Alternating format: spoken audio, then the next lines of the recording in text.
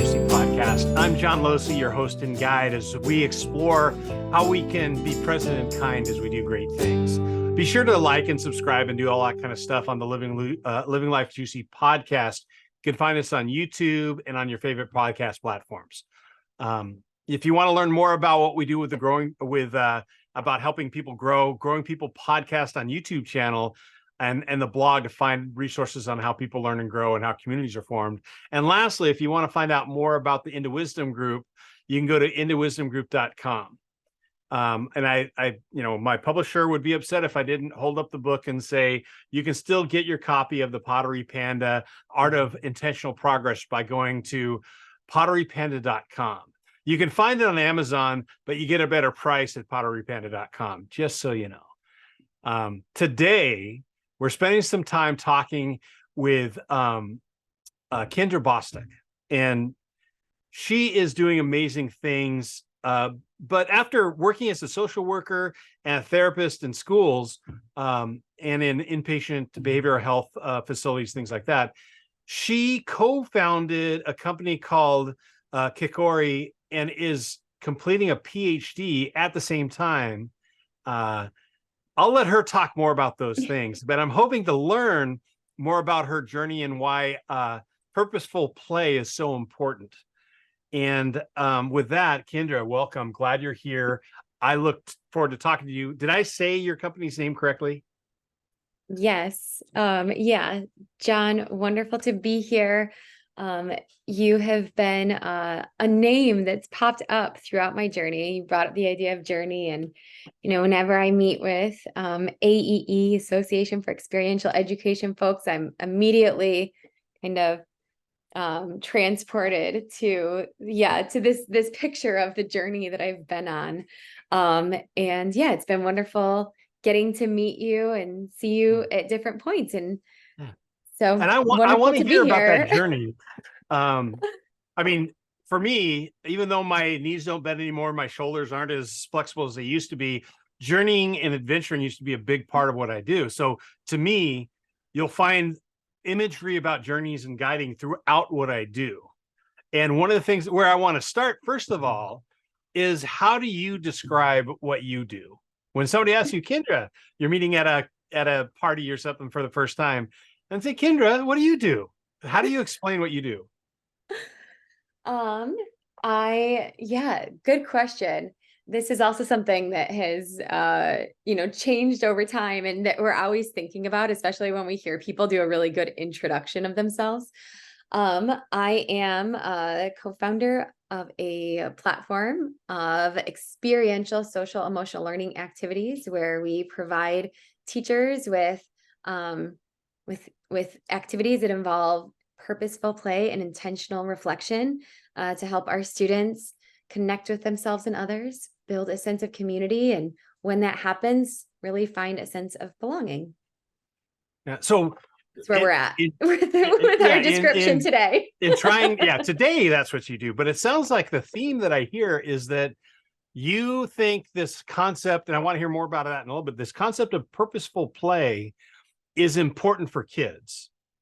And the experts can't be everywhere all the time. And the closest thing we got are these experts in the classroom that just need some extra help and resources so to get that to them. And you guys came together with both the resource and the encouragement for teachers to get these competencies about emotional and social competencies to the kids. Is that kind of what you're about? Yeah. But we have not done that on our own at all.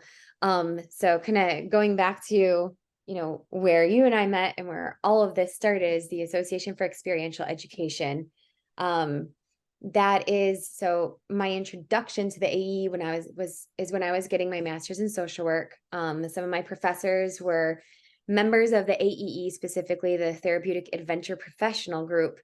And after attending and experiencing these activities, these team building activities with purposeful play and intentional reflection, it was really impactful for me. And after going back every year, learning more about how to lead these activities, I became close with a number of the professionals in the field. And it's really the professionals in the field who are many of our contributors on the platform. So Kikori is a community-driven platform. We have over 80 contributors, incredible activities and curriculum from leaders that I'm sure that you know. And so it's not even just me. It's actually, I helped create the technology platform and the space, but it's really the ideas and knowledge of so many of all of us throughout the years that create the content that educators are delivering to their students in the classroom.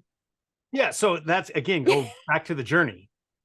I want to hear kind of, if you were a superhero, I want to hear, and you are, I want to hear Oh, your origin story, because you didn't come out of elementary school thinking in terms of experiential models for emotional social competencies.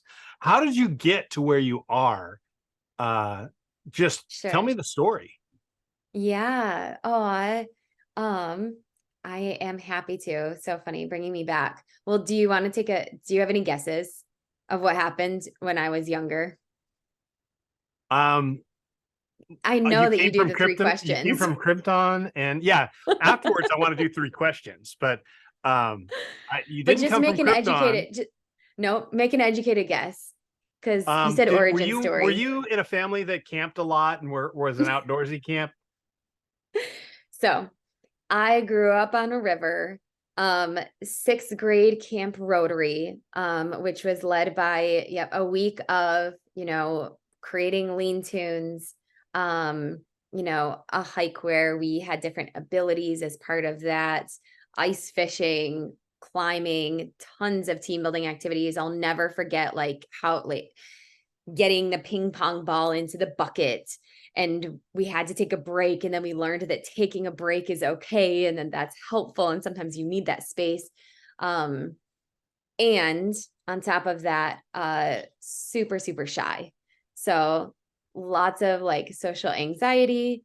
The place where I really, where I felt really good were in these smaller team building activities. That was a wonderful place for me. But yeah, those are kind of the pieces that came together to create someone who just wants to help and recognizes the importance of play and the outdoors. Is that, but did it, the experiential piece, is that where you went directly, or because you ended up going to school for social work, right? Yeah, so I guess the stop on the way, one of the kind of important stops was also with, as a kid, a lot of like just being really shy. When I was in high school, I actually had like real fear of public speaking, um, which led me to like drop out of speech class, and which led my high school counselor to say that I couldn't graduate if I didn't Mhm. give a speech. I was like number one in my class. And so he said, you have to give a speech. And I was like, no, remember, I can't. And he said, well, if you don't, you won't graduate. And so, that person who actually got you out of speech class, but then said, no, I know you can do it. That was one of the pieces that was really formative for me, because after I did it, I promised myself I will sign up for a thing. I will say yes, even when it's scary. Whereas I had quit before, and been able to quit. The people around me said, yep, you can't do it. You're right. He then taught me that I can. Um, and so that was a big part of kind of like learning in college as well, is like signing up for things that are hard. When I was at undergrad at the University of Michigan, I did some work with little ones, um, but it was really when I graduated. My degree was in psychology. I loved stories, learning people's stories. That was like what was really like interesting to me. There was one course which was cognitive behavioral therapy, which is when I learned that there are specific things you can teach to help people get better. That was really exciting and interesting for me. Um, I still wasn't sure what I wanted to do, but I knew that I needed to grow. And so I signed up. I actually moved to London first, and worked for a year in a day treatment center there, and then taught English in Thailand, specifically putting myself in front of groups, large groups of kids where I had to lead. And it was through that experience that I realized the kids that I loved were not the ones that were at the front of the class, that were the superstars. They were good. They didn't need me. They're the other students. And that was how I realized I am I am a social worker. This is my passion. Yeah. And I got to tell you, long story short. no, we got time. I've got a 9-year-old boy. And one of the biggest things, I know you have a newborn, and this theme, I think, comes up in every parent's life, which is number one, as a parent, you can do hard things and you're going to have to. But that same lesson goes to my son when he's frustrated about homework or whatever it is. It's like, no, you can do hard things. This isn't, you may not like it, but you can do it. And it's difficult, and that's okay. Hard things are okay. That's what it's about. And I love the fact that you learn to, in high school, through that experience, you learn to throw yourself in and do the hard things. I don't throw myself in. I say yes. Step 1 is say yes. Step 2 is figure out what you have to do. Step 3 is do it. That's how I got a lot of my experience. Is I'd have people like, I was working with this outdoor company. Hey, John, you want to lead a cross-country skiing trip? Sure. They never asked me if I knew how to cross-country ski. So I went with a group of people and learned how to cross-country ski. Luckily, the leadership was more about natural history than it was about cross-country skiing. So I could battle through that. And I can't tell you how many times when people assumed my qualifications because they knew me in other contexts, asked if I want to do something. And by saying yes, I allowed myself to learn something brand new in like it wasn't something that you could back out of once you said yes. Yep. And and then you learn that you can learn new things. I think, just you bringing up your 9-year-old, and talking with him about how he can do hard things. That's this imagery that I keep going to as we're talking with more and more teachers and principals and school social workers about the value of these activities. And that's the piece that I'm grabbing onto the most is when they, math might be really hard, reading might be hard, completing writing an essay might be hard. But when they're able to get through that hard thing in the game, in the activity, they now have an experience of doing it that they can apply in all of these different areas. Yeah, and it's the idea. I know I'm jumping the gun. No, you're fine. That's just been so like resonant with me lately. Is like, how do I describe this? And that's it. When you realize that you have agency in one area, it's much easier to transfer that agency to someplace where it's never been proven. And you got it. And so I remember I was training a bunch of high school students to be facilitators for a junior high program. Oh, and I love it. I bring in this idea of the classic what is it? The challenge growth, whatever it is. Growth zones. Yeah, all that stuff. I use a traditional circle one. Me too. And I add something in the middle that's called "Don't Waste My Time Zone."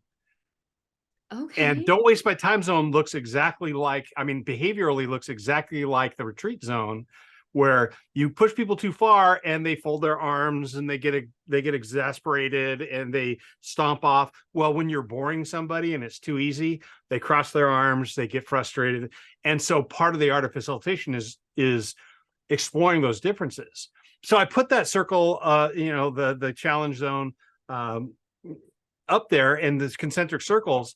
And then at the later part, I put up there a simple 5-area wellness wheel.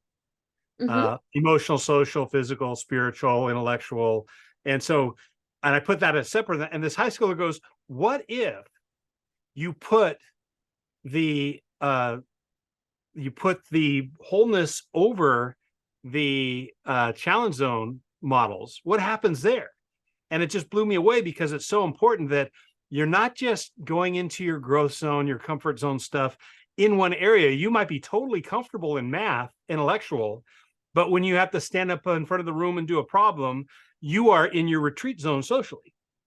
So all of a sudden we can start to talk about those specific areas of growth. And this, I think, is even more important, is that when you're being challenged, and let's say like they're having trouble with math, you don't want to solve the math problems for them, but you want to support them in all the other ways so they can focus in that area of growth that they can do. And that taught me, that high schoolers movement to say, overlay this thing, just open up whole new worlds in how I facilitate, how I design programs, and how I train other facilitators. I love that and think it could be a really cool activity. It is. Okay, so this is the way we integrated it, in that we explain the models and they draw them on a big butcher paper, and then they each go into their backpacks and pull out an object that's theirs, or they just have a pen. And then we got a list of 20 different things, and we say, what we want you to do is put it into the area that it challenges you, and then what is this don't waste my time zone? Is this comfort zone? Is it growth zone? Is it retreat zone? And through that, it just creates, there's no right answers for anybody, but sitting around, adults and kids realize, number one, wait, that's a challenge for you? That's not for me. Or it's, man, that's in your intellectual zone. Well, that's in my whatever zone. And it's all about creating those conversations. So you very rarely get through your list of questions because the tables won't shut up, which is a good thing. Yep. And my favorite thing about that activity is when people share why, and they start to realize the power of our experiences, and that the reason why this is hard or this is scary or this is awesome is because they had an experience. And then you get to build in the physiological, right? Like they had an experience that potentially was, trauma inducing, or, created a real sense of fear, which imprinted their brain, which is showing up for them in this activity. And then you can learn how you can control, like how you and your thoughts and your, ability to manage your physiological symptoms can change, like how you can control that, and you can decide where you want to be and what you want to do. You begin to be able to pilot yourself in a lot of ways. Once you gain that awareness. You talked about stories, and what happens is people start telling their stories. Now, I come from the outdoor adventure stuff, so doing trust falls safely is a very powerful activity, but very rarely is it applicable. Notice I said doing them safely.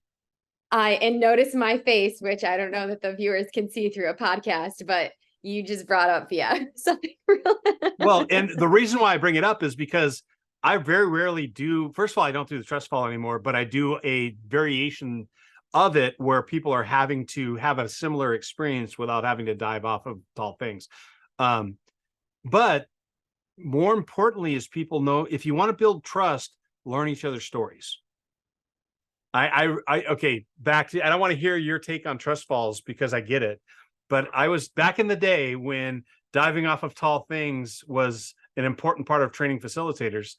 I had a former military guy who, we're all doing this stuff. We go through a whole process, and he gets up on top of a platform. He says, doing this doesn't mean that I think you trust me or I trust you. I just know that you won't embarrass yourselves by dropping me. And he cut to the quick and said, this creates a great illustration about trust, but it's not trust. And that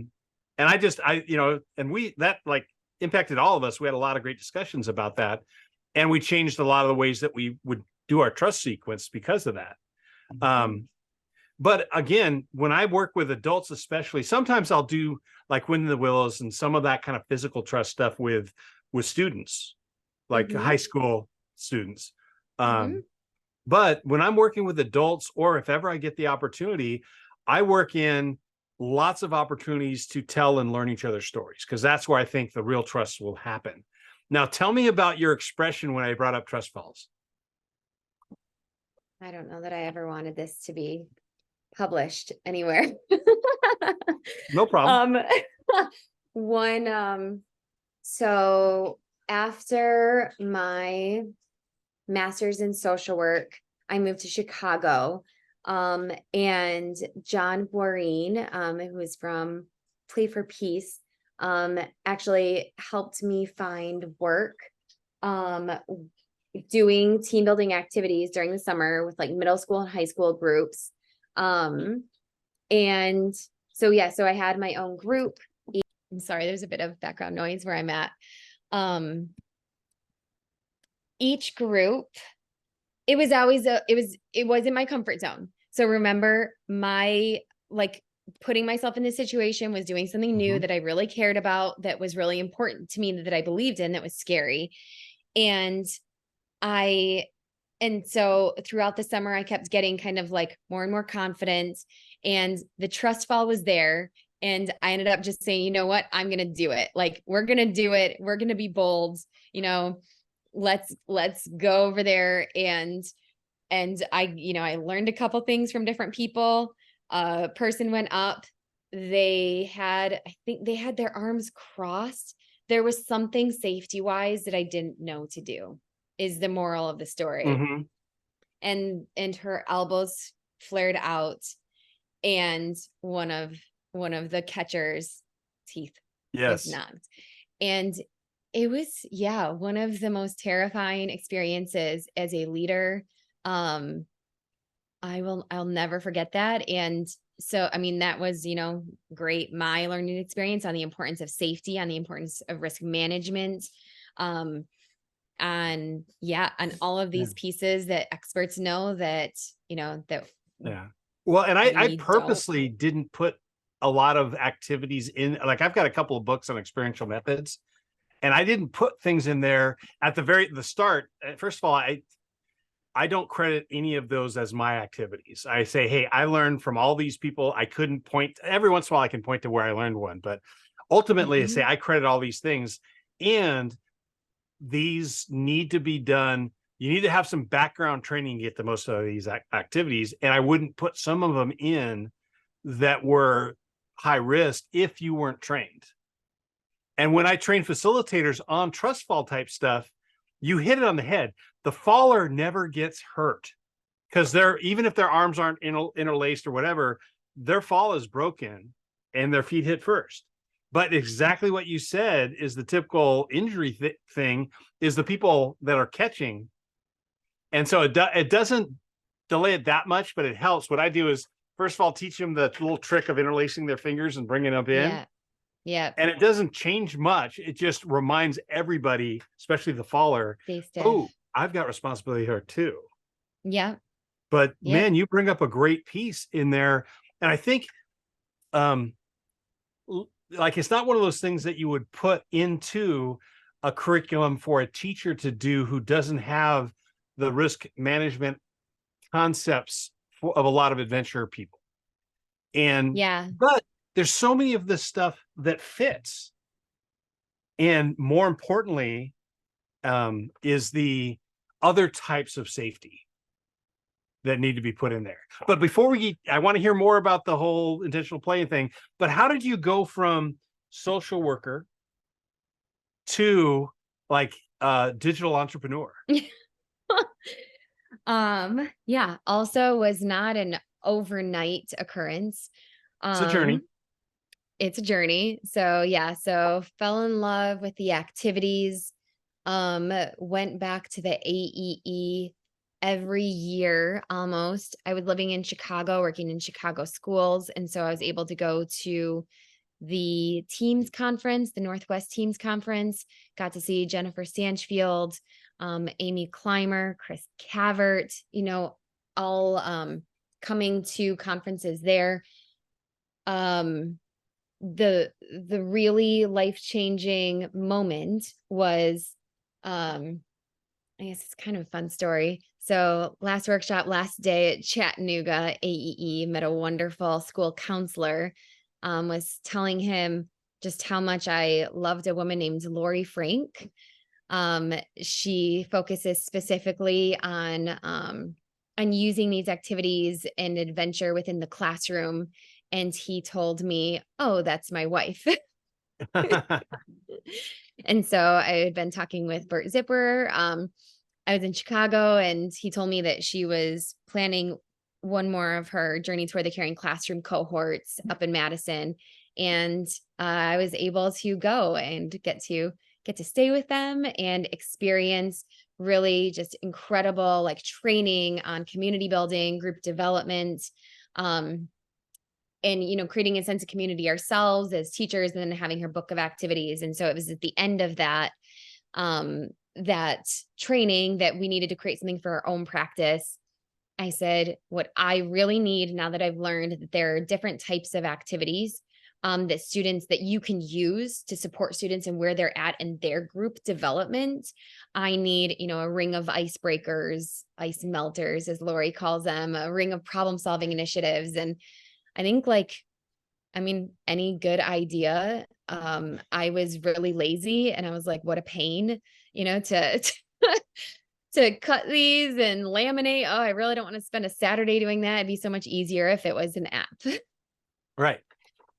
So, of course, 5 years later, maybe 7 years later now, it wasn't easier. It's been a lot harder, but the impact and, the opportunity that we have now to bring this to so many other people is so much bigger. So that's where the idea came from. After Lori's class, that was with Lori Frank and Carla Hacker, I said, I love this. I need this. This helps me so much working in schools to have this community, as you were mentioning earlier, the power of community. I don't want it to end. And they said, there's a master's. It doesn't have to end. And I said, there's no way. That's crazy. I'm working from 7 a.m. to 7 p.m. as a school social worker, of course.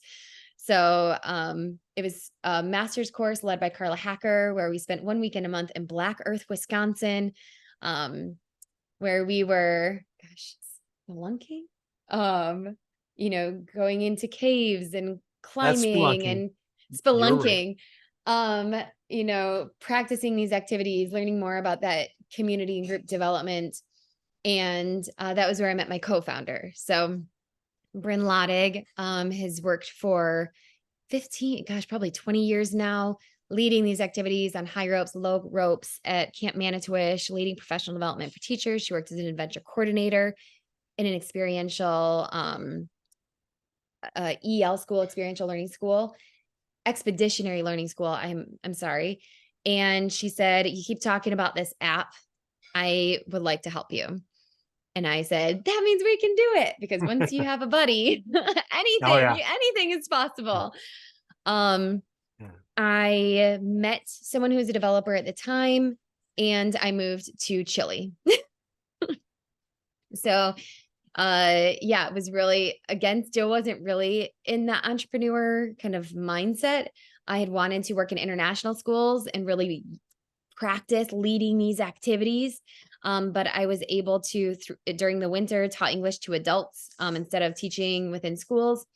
And a number of my adults were developers and folks in business, and ended up over my 2 years there trading English lessons to have the prototype of our app developed, learned about what a value proposition is. So learned kind of all the business foundational pieces, joined an accelerator called the Founder Institute. So my first ever pitch was shaking in Spanish.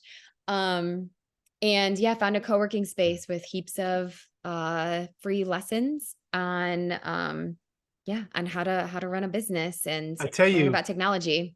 Okay, I presented to the AEE crowd and the adventure crowd about, if people want to go and start their own companies and stuff like that. And no kidding, I talked about value proposition, and one of the people in the room said, you mean companies really care about making money?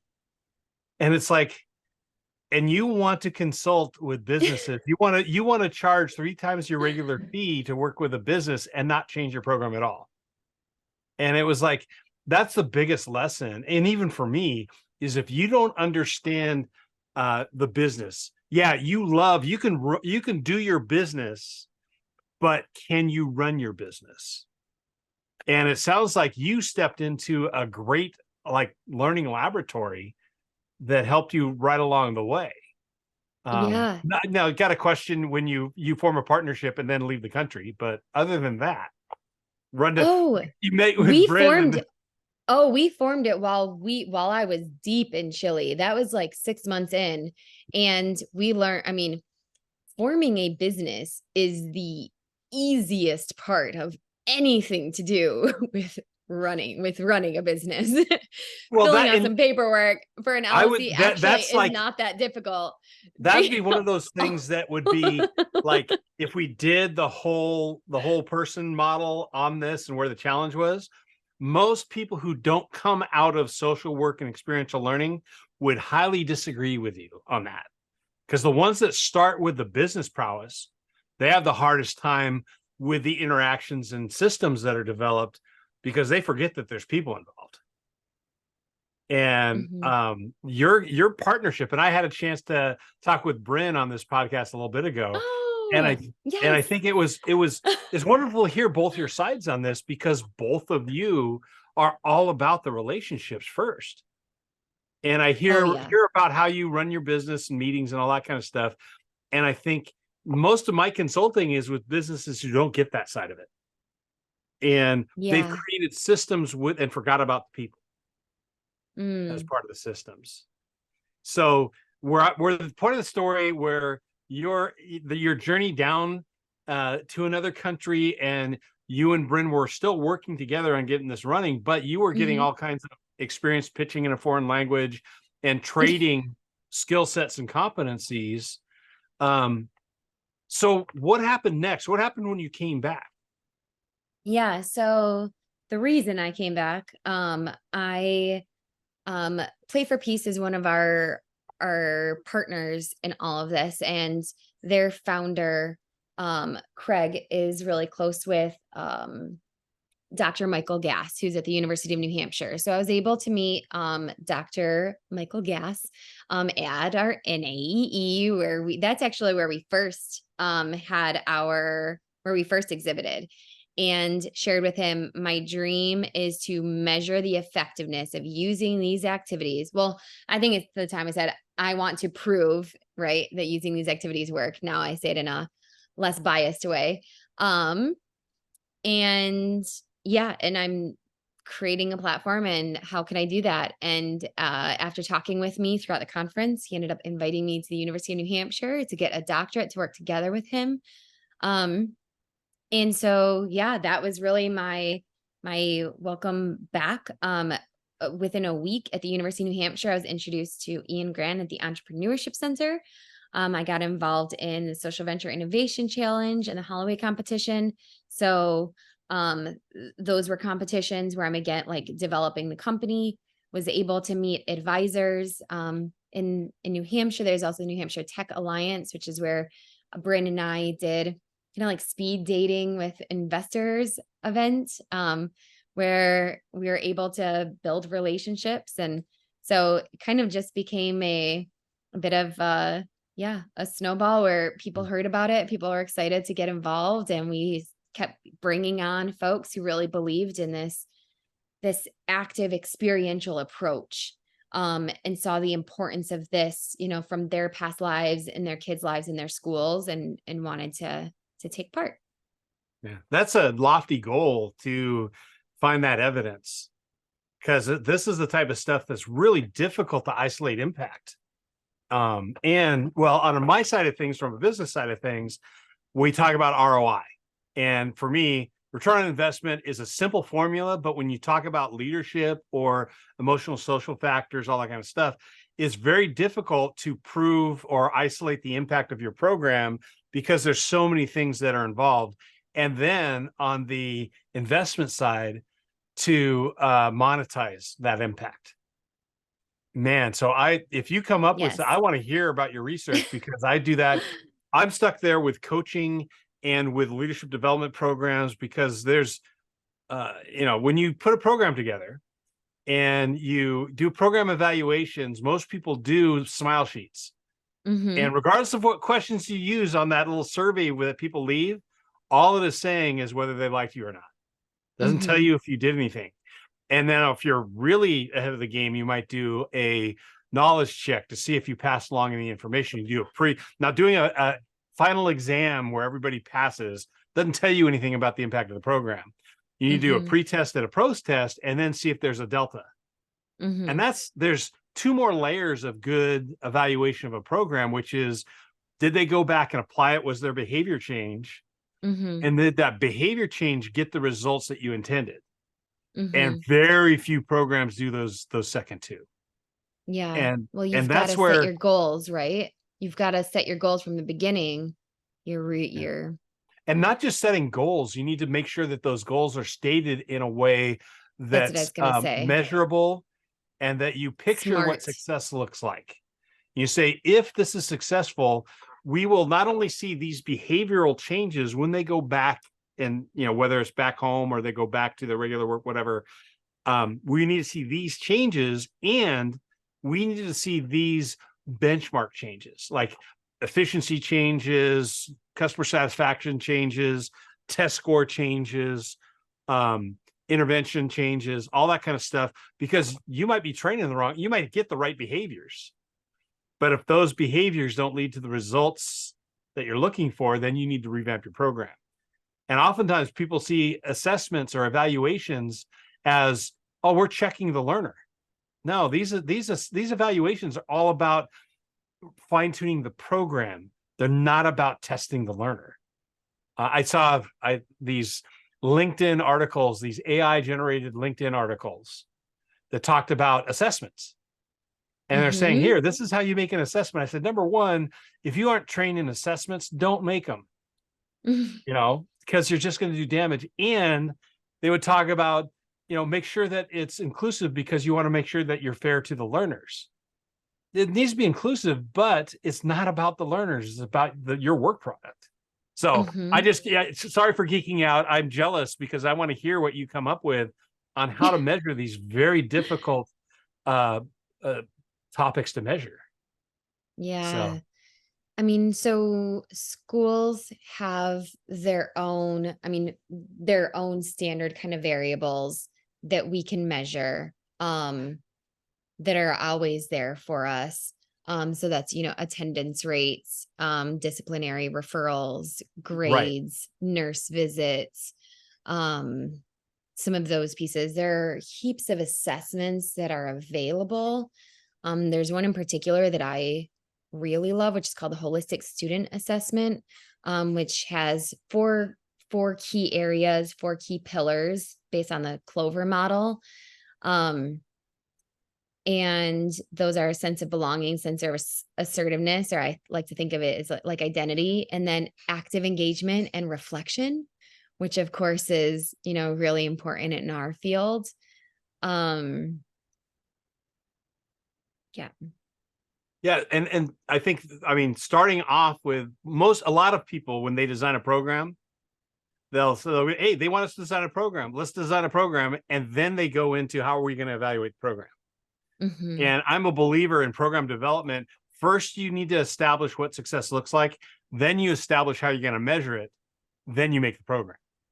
Otherwise, you're just saying, yeah, that's what we meant to do, Well, and so the big question for me, and I will be excited as well to tell you, what my study is and the results of it. But the big belief that I have after working with Lori Frank, and all of us in this community, we believe in experience, which means that while other social emotional learning programs give a box of curriculum to a teacher, we believe that we are all part of this like holistic kind of network. And that when teachers experience the activity, that we're all players in this, and that if teachers experience the activities and, understand what it feels like and creates that sense of community, and then they do that with their students, then it will be, just exponentially more powerful, meaningful, effective. And so that's where my I go into, am I measuring the professional development? Am I measuring the, the implementation of the activities? Am I measuring like what's the most important thing for step number one? And just the other thought when I was pausing there, is I think we know how powerful this is. I think, I feel like back in the 70s or 80s, every school had an outdoor education center that was attached to it. But we're not good at measuring. And it's hard for us to measure because we know that we're so much more than numbers, and that relationship, we don't necessarily want to say, oh, you're not good at, like, there's so many things that can be harmful about assessment as well. But yeah, that's my ultimate hope in this, is to figure out how to do it in a way that also aligns with Well, our philosophy, with our ethos.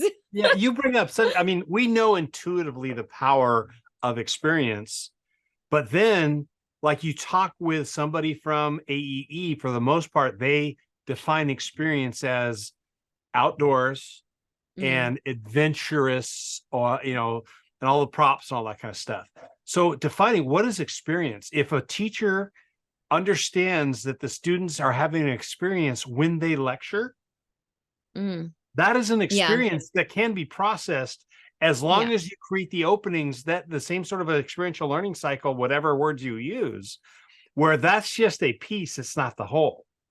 Just like reflection is a piece, but it's not the whole. All these things are pieces, and then measuring things. I would get overwhelmed because I would want to measure everything all the time.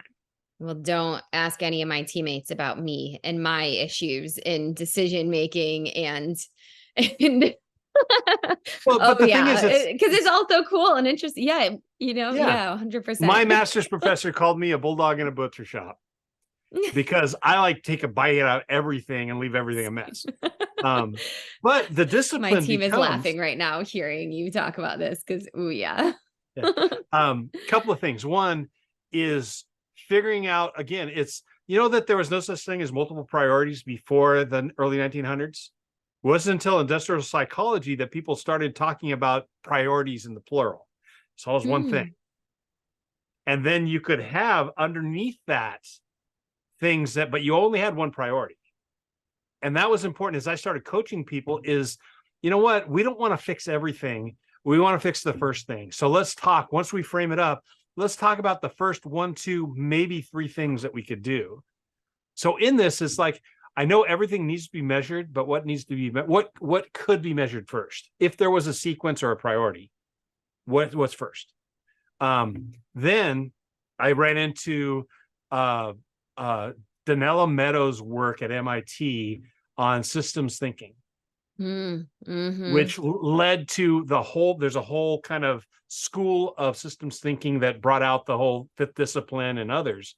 And so I take that and I go, okay, organizations are systems, and they're much more natural systems than computer systems. And they're much more managed ecosystems than natural ecosystems. So the most important leadership competency is farming, which is my intentionally provocative statement, because farmers and farms, managed ecosystems, deal with all the complexity of nature, but farmers know what they can control and what they can't, and they control everything they can while they are aware and manage for all the things they can't. And so that idea of seeing that everything's interrelated, and it's not that you're getting rid of silos, that you're understanding how the silos interact and doing it on purpose. Well, when you're talking about all the complexity that you guys are working with, it's a matter of there's the complete system, but then you can isolate individual systems within the larger one. And that's where you could start to like control the complexity of it. And not oversimplify it. The last kind of thing, as you were talking, my brain was spinning. You ever hear of an author named Parker Palmer? Okay. When I was in grad school, I would go over to a neighboring university and look at their bookstore on the same classes that I was studying, but what books did they have? And and so that's where I ran into Parker Palmer's book called To Know As We Are Known. and Okay. talks about teaching as the loneliest profession, even though you're in front of people all day long, because very rarely are you with your colleagues. You spend most of Mm-hmm. your time alone in your practice. And he Mm-hmm. talked about a lot of those things of how we could create this community of learners, but also to know as we are known as a reference to um, there's a scripture in the Bible that talks about, and right now we know in part, but then we will know as we are known. And he talks about coming into relationship not only with fellow teachers and students, but have that same kind of knowing relationship with your material. So there creates this system of knowing where my, like I know my students and they know me. I know the material like a person, not as an object. Mm. And the material gets to know me as well. And he was talking about hard topics. I think that's really true in building competencies of what you're talking about. In that these competencies aren't objects to be acquired or mastered. They are competencies to be developed, learned, and owned. And they Mm-hmm. need to impact you just as much as you impact it. Okay, I'll get off my Mm-hmm. soapbox. Yeah, no, I appreciate that. And I feel like that, yeah, connects with this idea of assessment and that part of assessment that really turns people off. And that idea of like turning our kids into robots or controlling the things that they do in their minds, and telling them you have to look this way and your eyes need to be facing this way and your body needs to be in a certain way. And um that a lot of people don't think is necessarily the most important thing for our kids to learn.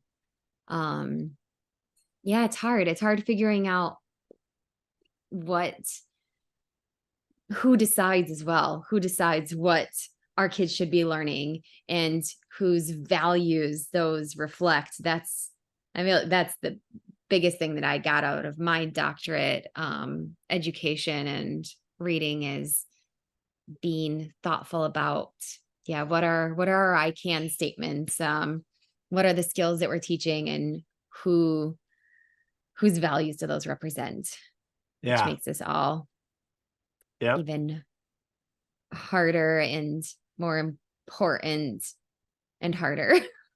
Yeah. And again, we can do hard things. We can do And hard things. that's a lesson to me as well it is to my 9-year-old, because just because it's hard, are you a David Wilcox fan? Have you ever heard of his music? I don't know. Okay. He is a Tell guitar me more. player out from North Carolina and better technical player and lyricist than James Taylor. I realize, and I'm a James Taylor lover. Um, but he's got so many great, thoughtful songs like this. And one line from the song is uh, talking about things that come easy, but easy does not make it right. Mm, And mm-hmm, that always stays with me because the easy path is seldom the best path. May not mm-hmm, be the wrong path, but it may not get you where you want to go, because easy means other things are defining your direction. Where when you hit resistance, it means that you have an internal locus of you control. got it. You're deciding, I want to go this direction. You're tending to all the resistance, but you're still saying I choose. And that makes us able to do hard things. And I don't think anybody would reject that as a great aspirational outcome. That after you're done with this program, after your child's done with this program, they will be better able to do hard things Yeah. and Yeah. stay positive. I mean, but again, that's just me. Yeah. Okay. I mean, I don't know how much time we have left. Go off, go off, But preach, girl. so Let's go. so there is actually another half to that, which has been one of the other pieces that yeah, has been a big part of my journey. While reading The Leader Who's Hardly Known. Have you read? Tell me about it. Oh my goodness. Eric Simpson is his last name. He was actually a professor at UW La Crosse, whereas I was in Carla's UW La Crosse. It's an amazing book, but within it, it brings in actually a lot of like Taoist wisdom. And the main idea is that the best leaders are those whose students believe that they did it. So instead of those who say, oh yeah, it was all because of my leader, they're the ones who actually own it and believe that they are the ones who accomplished it. And throughout, there's a lot of talk about like yin and yang. And so that was, when I was reading that, it was actually another like really important point kind of in my journey. Is I realized that I'm all yang and no yin. So I'm all about like action and doing and like taking it on and passion and like that reflection and like being like quiet journal. Like when you said journaling earlier, it was like, oh, like it's hard for me to do that side. And so kind of lack of balance. But that is one of the things in this country in particular, we are really focused on the doing hard things and the overcoming and the achievement. And in some ways, we're addicted almost to work. And we don't have as much of a value on being okay with things the way they are and being in that yin side. So that was what just came up for me, is just, the importance of both of those pieces. And I think that being okay with things the way they are, not needing to, isn't really taught or isn't as prominent. Well, that's why a lot of, especially corporate programs, don't involve reflection, because it's the appearance of passivity. It's the appearance that nothing's going on, when really that's when everything's happening. And in fact, the quote, it's not deepest movement.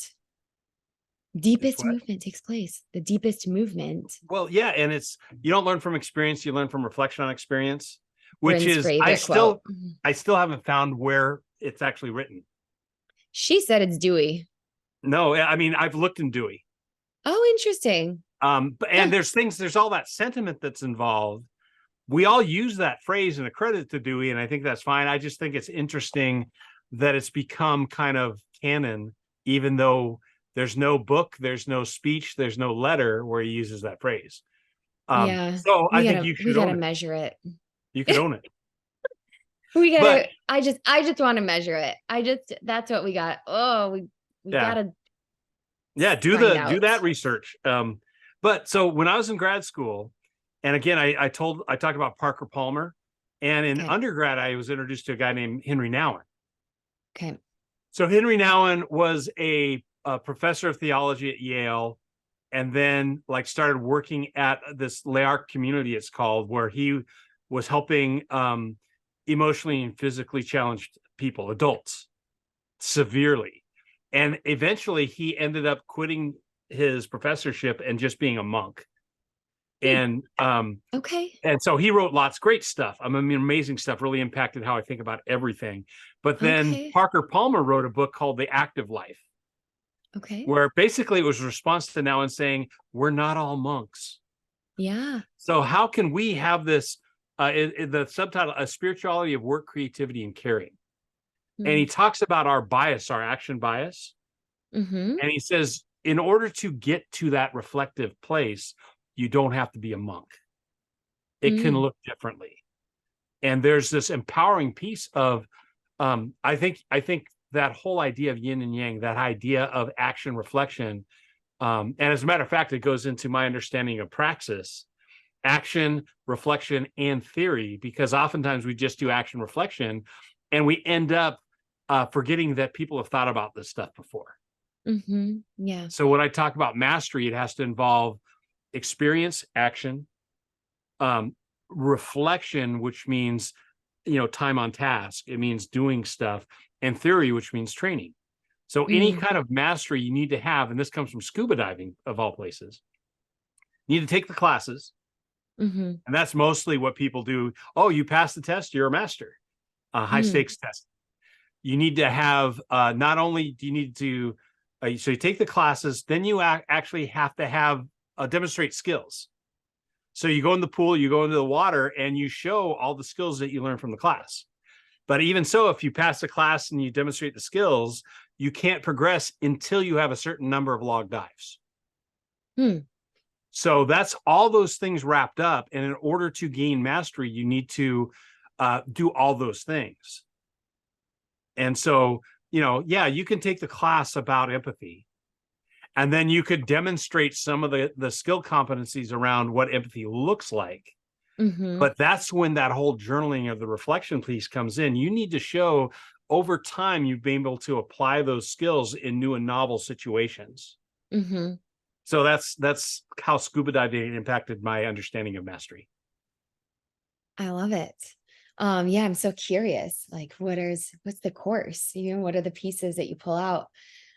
That's when you design a course. To me, I start by thinking that it's not just the class. It's not just having people demonstrate skills, even the soft skills, which aren't soft at all, but being able to demonstrate. And the part of it, how do you articulate what the different levels of that skill are? What does entry level empathy look like? What does master level empathy look like? Besides boot, and then live with it for a while. So, but that will be the topic for our next conversation, where we fix the educational world by getting them those skills. Before I move on, I want to do a quick. In fact, let's make this the first of the lightning round question. Tell me what's your definition of intentional play? Intentional play. Or what's your word for it? I want to make sure I use your word for it. Is that yeah. So it's a mix. It's really like purposeful and active play. Purposeful and active play. It involves doing. So whether it is a challenge, whether it's a game, whether it could be like a calmer is kind of the word that we use for like a brain break or an activity that involves like breathing or grounding. But it's some type of an active experience. Yeah. Okay. Which is set up by teachers. With Kikori, the majority of schools, many schools don't use the outdoors. Our goal was we are looking at everything through the teacher's lens, through school's lenses, which I think hasn't always, oftentimes we're looking at things kind of through like our experiential, like what we want. But that's my biggest goal is like, how do we bring our world to schools in the way that they need it? And so our activities are really team building activities that can be done in the classroom or anywhere.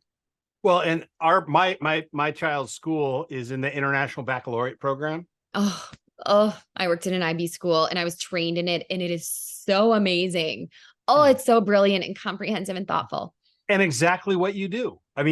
As I was listening to the principal explain it, I'm going, hey, that's how we train facilitators. Exactly all those skill sets. And that's one of the things that as we were talking, I'm going, like, man, I want to bring this to my kids' elementary school, because I think your platform would be perfect for those teachers they're amazing in putting together lesson plans and all that. But the International Baccalaureate whole idea is you need to create experiences and lessons that integrate everything. And if you take that whole, the whole person model and the comfort zone model, basically what you're saying is that you can take one experience that engages either all of them or at least most of those different areas all in one experience. Yes, 100%. 100%. And your next question about what is intentional reflection, that is the key to all of this. And I think really connected with what you just said. So at IB schools, they've got their specific skills that they focus on, that they teach. And the beauty of what we do and our experiential education, SEL activities, is that by understanding how to facilitate these activities, you can build in front loading and reflection to really take one activity. You could focus on many different things. So you could focus on communication or on collaboration or on trust or on, Yeah. Well, and even you can focus on science, and you can focus on You math, got and you it. can focus on literature or language You arts, all got that kind of it. stuff can be folded in. So 100%. That's the secret. That's the yeah. Mhm. So next lightning round question Okay. is, and you may have already mentioned it, but what's your favorite book to give as a gift? And it could be a book or media or whatever it is. Now that we've gone over outside of print, what's your favorite one to give? Oh, we get Aw. So yeah, so just like you held yours up. Let's see. So it's right here. So the leader who's hardly known, it's Stephen Simpson. And this is the book that I got for my husband, who is a fencing coach, who is about to open his own club. And yeah, this is yeah. it. This is, I think, the book that really taught me about bringing together that, like, the yin and yang, and what, that a true leader is, the focus is not on the leader. Yeah. Yeah. So here's a weird leadership book. You ever hear of the Dancing Wooly Masters? Basically, it's a explanation of subatomic physics from an Eastern religious standpoint. And it's a trippy book and an old. But what I walk out of it is, they say in there someplace, it says, you've heard the adage that when the learner is ready, the master will appear. The secret for the master is knowing when to appear with what. And this idea of, you need to be tending to your student and show up with what they need next, not everything. And too many times we want to give everything all we've got. But again, we just keep tripping into really interesting topics. I want to go to the next thing, which is okay, this just recently, in talking with a very creative person, a couple of people, I used to ask, who are your heroes? But I've learned that a lot of people don't have a hero. They have a bunch of different ones, and they have a lot of fallen heroes. So I want to open it up and say, if you were to assemble a hero, what parts would you take from who and why? Like, maybe there's two or three people, like, I love this person's thinking, I love this person's action. What, say, three parts would you take to put together your hero? What three parts? Okay. Well, I'm gonna go with, what showed up in my mind as you were talking, because that Yes. is, yeah. So the second you said hero, of course, I thought of my mom. Mhm. My mom was a school social worker. My, she is dependable. She shows up. Um, she is someone that you can count on. Um, she cares so deeply for those around her and is really selfless. Um, and being selfless doesn't always get you where you need to go. Um, and I guess that the second person that I thought of, um, there is someone who, has, my goodness, just taken over the world while being kind and present. Kind of as you were talking about, his name is Daniel Lebetsky, and he is the founder of the Kind Bars. He's also a shark. And everything that he does is really focused on values. I don't know if you follow him. If you don't, on social media, on LinkedIn, just how can we hold our values dear? I know that, I believe his father was in the Holocaust, and he has connections as well to Mexico, and just really represents caring and compassion, and coming together across, different, like, celebrating our differences and coming together. And then the last thing that I thought about was every member of my team, and the value that every single member brings. I'm sure that you see this as well. Like, when you look at organizations in the whole, how we are each filling out different spokes. If we look at, like, four colors, for example, that's one of my favorite frameworks. each member of my team brings a different piece, whether it's relationship focused, analytical, action focused, or design focused, or more traditional. So Lots of good stuff. And that seems like a pretty powerful superhero there. From mom to a shark to your team. So, well, and man, it seemed like every topic we'd stumble over some really interesting and deep things that we need to explore perhaps in the future. But with that, I want to push that if you are a teacher, school administrator, or somebody who has especially like a school board member or a PTA, check out the website, which is kikoriapp.com. Not just, you got to put the app there.